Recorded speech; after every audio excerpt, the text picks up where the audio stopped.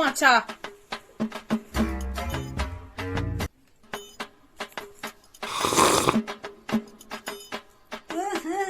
এক বছর বিয়ে হলো, কিরকম চা বানিয়েছে রে?